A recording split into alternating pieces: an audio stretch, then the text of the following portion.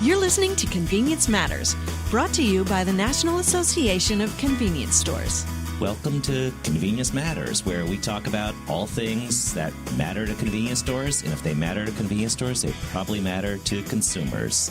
My name's Jeff Lenard. I'm with the National Association of Convenience Stores. And I am John Eichberger with NACS and the Fuels Institute. And the other thing we're going to talk about are the things that fuel you, your car, and everything you do throughout your day. So how you doing, Jeff? I'm doing very well. And thinking about fueling cars, convenience stores sell about 80% of the gas in the country in the U.S., so that kind of matters if you want to talk about convenience matters. You just came back from the auto show, and we have somebody joining us today who was also there. Yeah, we've got Donovan Woods, my colleague with the Fuels Institute. He and I were out in Detroit yesterday and the day before checking out the North American International Auto Show, one of the biggest auto shows in the continent and kind of the bellwether for the United States auto industry. So, Donovan, how you doing, man? I'm good. Good to be here. Thanks, guys. You happy to be back from Detroit? Detroit is a wonderful city full of great people. The high was 9 degrees, so yes, I'm happy to be back here. High at 9 degrees and possibly 12 inches of snow here in D.C. this week, so, Good times. Yes. So we were out there, and, it's interesting. We go to the Washington, D.C. Auto Show every year, and we're going again next week because they're opening up this weekend. And we wanted to see a contrast. You go to Detroit, it is a completely different show. The D.C. Auto Show is some people call it a dealer show, so it's more focused on smaller platforms, smaller booths. And really what I've always said is kind of the nexus between what the auto industry is doing and how they're trying to demonstrate to Washington, the administration, Congress, what they're trying to do to improve safety, improve efficiency, environmental stewardship. Then you fly to Detroit and you walk in and you are just hit right in the face with glitz and glam. What was your impression when you walked in, Donovan? It's a completely different show. The thought that so many people were saying earlier in 2015 that people aren't interested in cars anymore, young people don't care about cars, was completely different than what I expected when I walked into Detroit. Their children, their families, they're all excited. You had nowhere to move or maneuver, so a great experience, good vibe all throughout the show. Okay, so what's the coolest thing you saw there? Let's just start right out with that. What is the thing that just is, if I had the money, I want? You had the money and you want. So I was going to go a different way. The thing that I thought was the most impressive was the FCA, Fiat Chrysler Automobile booth. It was absolutely huge and spectacular. You walk in, I really thought we may have an epileptic seizure because the strobes were going at certain times. The Dodge area was cranking out Metallica. The energy was unbelievable. But then, of course, you walk through the high-end manufacturers. You walk through Mercedes. They got the Mercedes S-Class Maybach Edition, which is a beautiful, beautiful vehicle. I really think one of the hottest cars there was still the new Corvette Stingray. I'm going to go a different way, and I'm going to give you a brand that this typically doesn't speak. Excitement, Buick. Buick had a concept car, the Avista, and it is a beautiful car. Beautiful. I don't even know how to get into it. The handles are, you just touch it and it opens up for you. I don't know when that will be on the road, but a 400 horsepower just beast. But it's a Buick.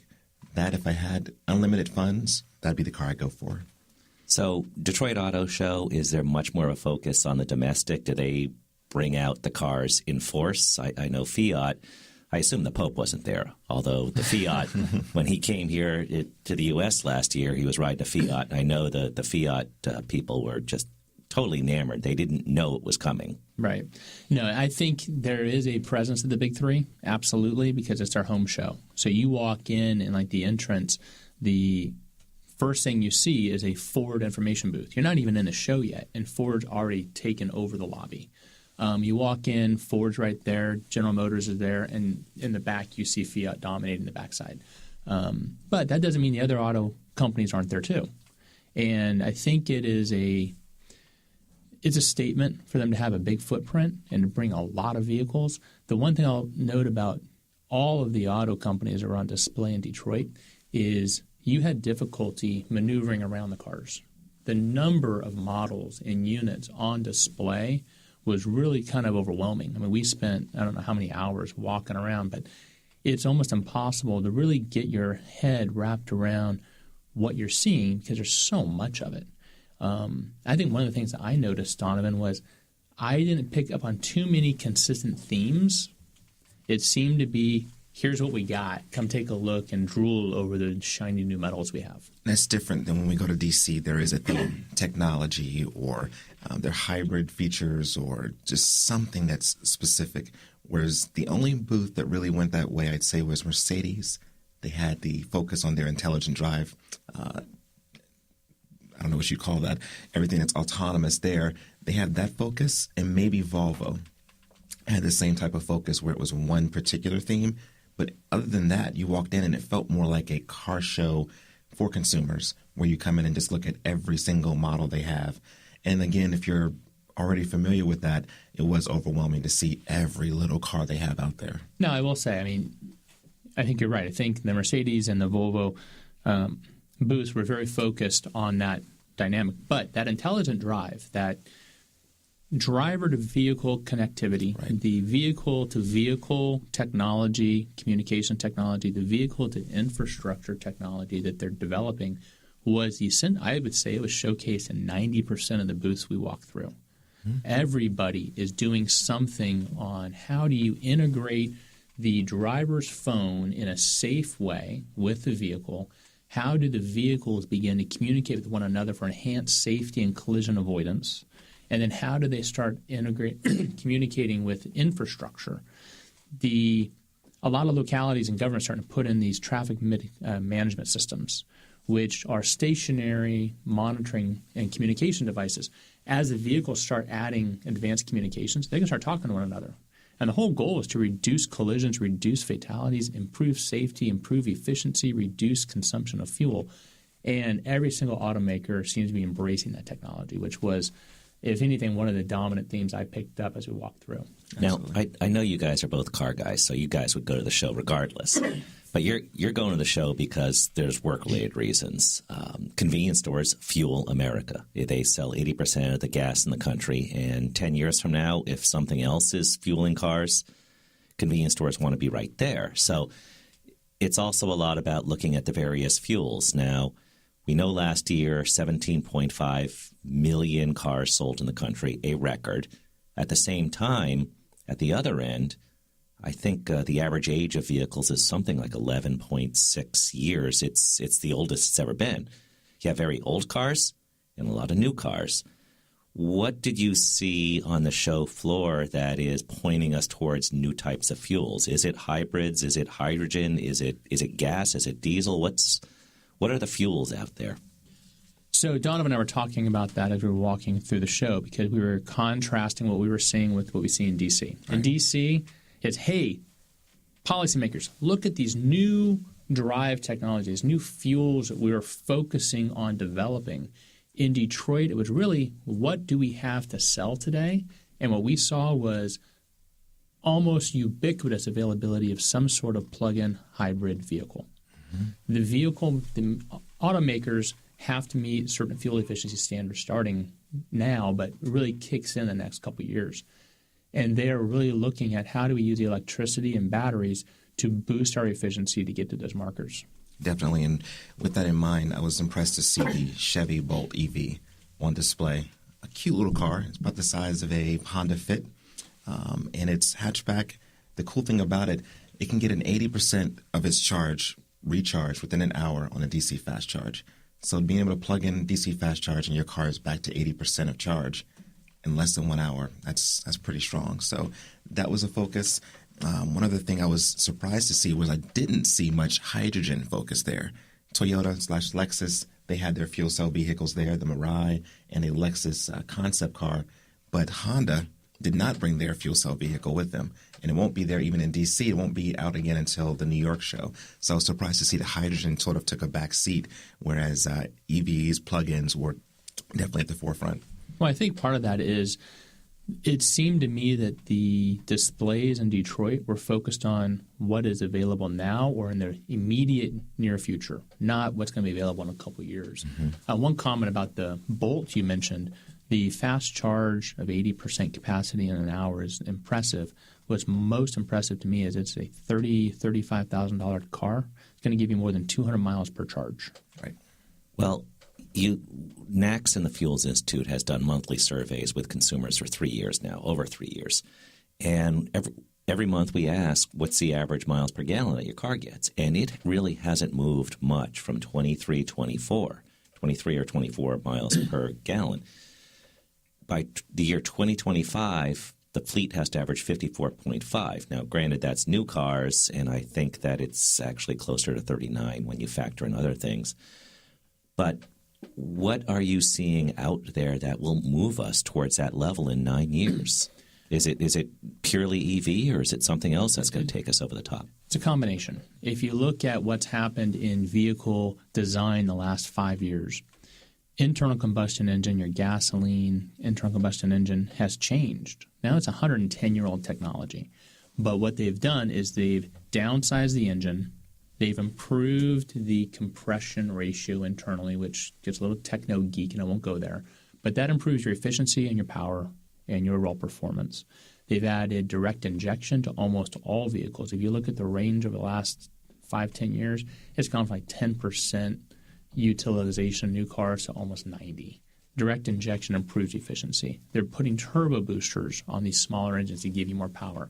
So they've been eking out every little ounce of efficiency out of the internal combustion engine they can.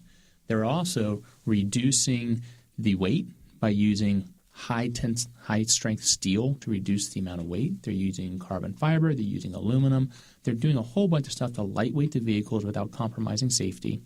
They're improving the efficiency of the air conditioning systems and everything they can possibly do to reduce energy consumption to boost the efficiency they've been doing. But I think to get to that 54 mile per gallon nut, which is it's not really pure miles per gallon, but that's the target, is going to require something a little more extraordinary.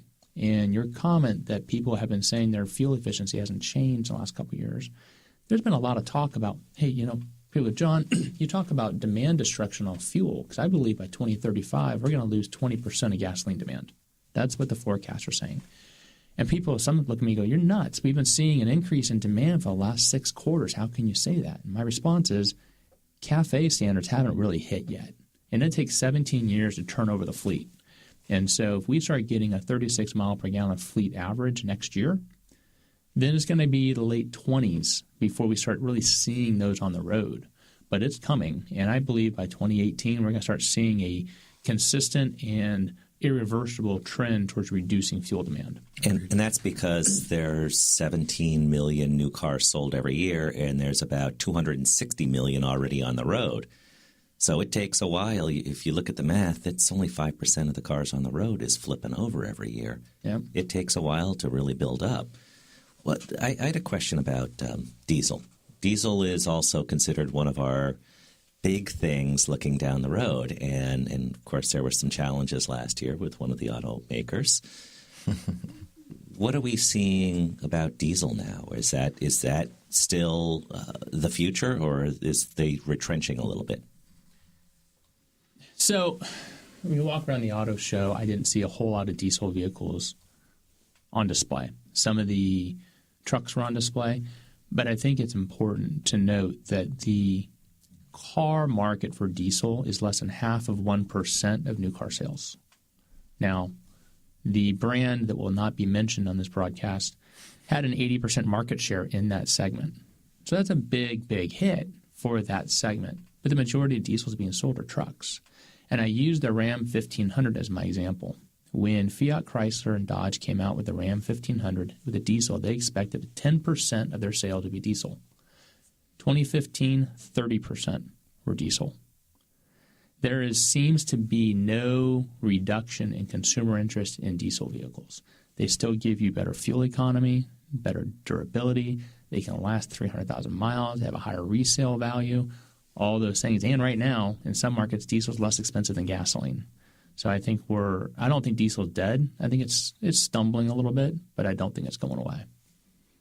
And the big concern, though, for diesel and diesel fuel, why it hasn't really seen the same embrace that we've seen in other countries.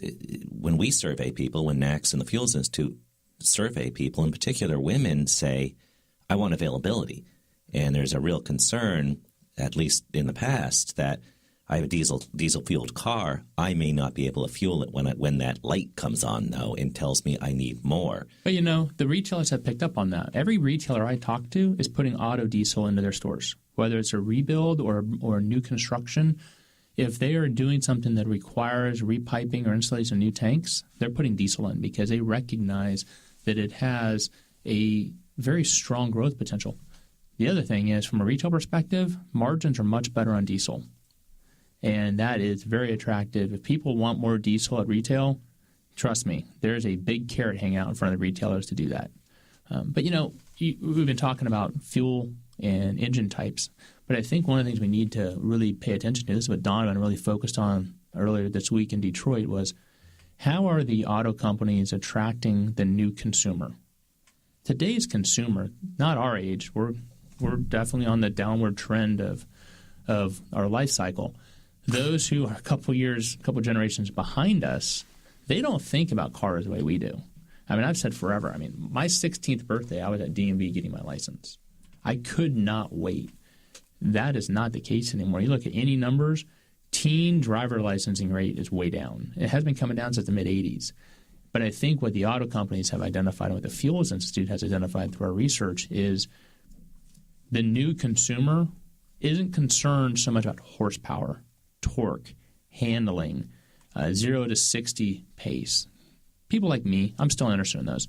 The kids today want to know, how connected is it? What's the technology? So, Donovan, what were you seeing in terms of what you think the autos are doing to try to really drive customers to their cars? And then we can talk about how that's going to affect, you know, the fuel market going forward too.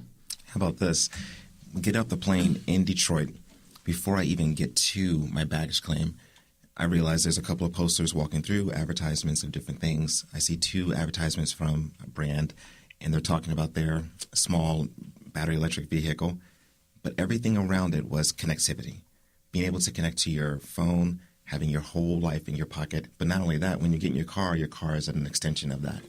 That is very important to people. And when I get on site to Detroit, I'm walking around, and it's not just fathers walking with other fathers. It's fathers and their children that are 10, 11, 12, because it's a holiday. We were there on MLK Day. So everyone's there with their families, and the kids are just as excited.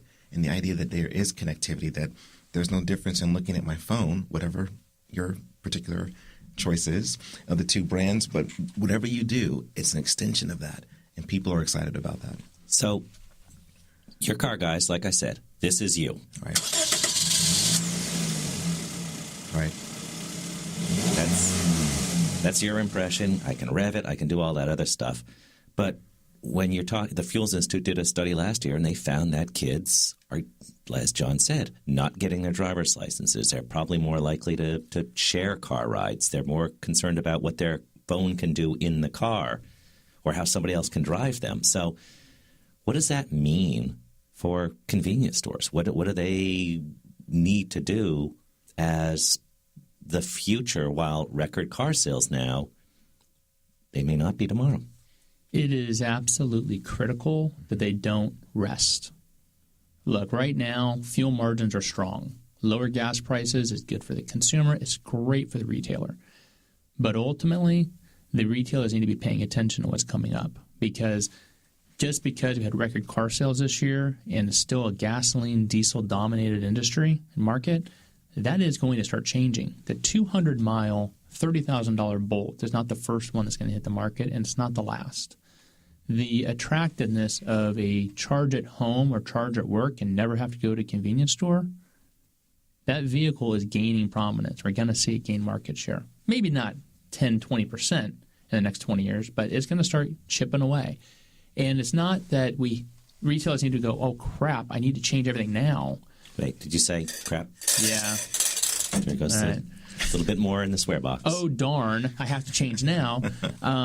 But they have to think about, how do I capitalize on this? And I think when we start talking about advanced technology that Donovan referenced, it's not so much powertrain or fuel demand that is driving consumer interest in these new vehicles.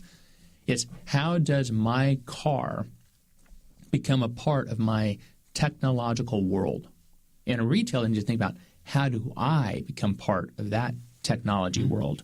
Because if you want to communicate with the 20-somethings today, you better be talking digitally because they do not hear analog. Agreed. Two things. Last year we did a university case competition where the Fuels Institute had 9 students from 3 different universities come out and talk about the future of fuels from their perspective. Of those 9 students, only 1 had a car on campus, and he rarely drove it, but he did have it there to get back and forth to home when needed. That's 1 out of 9. In addition to that, I look at just what we see now with kids. In the Washington Post, they had an article this week about, yes, we're talking millennials and they don't like driving, but they've realized to get around the city, you're going to need a car. You're going to need something to get around. You can't simply rely on public transportation, at least not yet. So even though they want to get away from cars, maybe, that isn't the reality, and they're realizing that. So there's still that opportunity for convenience stores to capture that market. And I think it's telling us the Fuels Institute is doing the case competition again this year. We had 25 teams submit their idea for what the future should look like, what they think it will look like. Right. The dominant trends were rail mass transit, electric and autonomous vehicles, car sharing. Now, these are the kids who are in engineering and business schools who likely will be influencing the direction of the market in 20, 30 years. They're definitely going to be part of the buying community that's being targeted by the auto industry and the fuels industry. They are not looking at traditional powertrains. They're not even thinking about it. It's all about electric, autonomous. I don't want to have to drive. I want to be able to sit in my car. Tesla just announced in 2 years, not only do they currently have the semi-autonomous drive download, they're going to have a summons feature where when I leave here, I could just text my car and it'll come pick me up by itself. Now, that freaks me out a little bit. I'm a little bit of a control freak, but that's the direction technology is going, and the kids that are coming up behind us, that's what they want. Well, when you think about that, and you hear about the Tesla, you hear about the possible iCar by Apple, Google, when you hear the Google car, you know what they're doing. They're taking the pictures, they're doing the maps and all that. Are we going to be seeing a Silicon Valley auto show in the next 10 years? And is that going to be on the level of something like Detroit? We almost did. I remember 10 years ago going to CES, and it was all about video games and gaming. But now, just this past CES show in January, just earlier this month, there was actually the whole focus was on cars, technology. They had car releases, Faraday Future, Tesla. Those people were there. They're talking about their technology. And actually at the car show this year, one thing we didn't talk about yet, Nissan has a concept car, the IDS. And they don't give out what those acronyms stand for, but basically it possibly stands for Intelligent Drive System. And with that, you sit there and you're in the car. The dashboard disappears when you turn the car on, flips over, steering wheel goes away, and all comes up everything regarding your connectivity. So you don't even drive the car ever. So they're pushing those trends forward. Consumers are seeing that. It's becoming something that's not foreign to them. So there's a whole generation of kids coming up, like your daughter, John. She'll see this as part of the normal everyday life. Well, yeah, and you think about that 20 years ago, when you saw a car do that, it was in a horror movie. Right. Right. But I think for the fuels industry, which convenience industry is definitely the fuels industry of choice, it is about opportunity. How do you capitalize on the opportunities of new technology? It is about preparing yourself for potential change in the power systems in vehicles. Reduction of fuel demand is an absolute certainty in the next 20 years. Don't be fooled by recent news releases. Demand is going to go down because it is being mandated. And the consumers demand it too. And you're going to start seeing entrants that come in that are not traditional fuels. You're going to start seeing more vehicles on the road that do not require gasoline or diesel fuel. They might require electric, they might require hydrogen, they might require natural gas, or something we haven't even thought of yet. They're not going to take away your business tomorrow, but don't be surprised to see them start chipping away at traditional fuel demand over the next 15 years, because that's going to happen. Well, just want to wrap up by just talking about the transition that convenience stores and everybody is doing as we look at higher fuel efficiency and what might also be in cars. We already talked a lot about the phones and the connectivity. What about simple things like cup holders? With our minivan, I think there's 12 cup holders in it. So you can carry an awful lot of liquid. And I'm thinking as car engines or fuel tanks get smaller and cars yet are able to carry more liquid to drink, at some point that balance is going to almost get 50-50. So are there things that also you saw at the auto show where it's getting a little bit more comfortable? How do you eat food? How do you eat drink? Because you're not really driving the car anymore, or potentially not. I didn't really see any of those features, but I wasn't looking for them either. I was definitely looking for that more just for being at this show, and really they did not focus on that at all, no. Well, I guess it's really hard to make a cup holder fancier than a cup holder. Yeah, and for as many families that were there, I never, even in the background, didn't hear much chirping or talking about those types of features. But the convenience, making your car someplace you want to be, that you're not focused only on driving, is happening. It's slow, but it definitely is happening. What is amazing with what the NACS and the Fuels Institute are doing is we are on the cusp of a massive change. I think the personal transportation sector is ready and preparing for a transformation that we've not seen in decades. And it's not just the technology. It is the power systems. It is the design. It is the interior comforts and personal services that are being provided by the vehicles. It is an exciting time to be part of this and be able to go to these shows and see the new concept cars come out, be able to talk to the people actually designing them, people who are creating the new fuel systems, new technologies. It is really a very, very cool time, and I encourage everybody that's involved in vehicles or fuels to really pay attention. Not only do you need to for your own career and your own business, but it's also really, really cool. And so there are, half a dozen auto shows across the country. You have one in New York, Detroit, Washington, a few other places. L.A. And then you go overseas for really big ones too, Frankfurt, Tokyo. So for anybody listening, if you've never been to a car show, they are very cool. Or you can see what John and Donovan and I have done the last couple of years at the Washington Auto Show. We put out a video every year, and some years you see dual fuel, some years you see hydrogen. You see a lot of different things every year as automakers try to get inside consumers' heads and really deliver what they're looking for. So you can find some of those videos on nacsonline.com. Donovan and John also referenced some of these student case competitions. I believe those are online at thefuelsinstitute.org. And we're going to have a lot more conversations about fuels this year as we sort out where we are going and what the future looks like. So thank you, Donovan. Donovan Woods from the Fuels Institute. He's the operations director and straight from Detroit at the auto show. Thanks for having me, guys. And that wraps up today's show, and we'll be back next week talking about things, whether they're food or fuels. It will be whatever convenience matters. Thank you. You've been listening to Convenience Matters, brought to you by NACS. For more information about the National Association of Convenience Stores, go to nacsonline.com.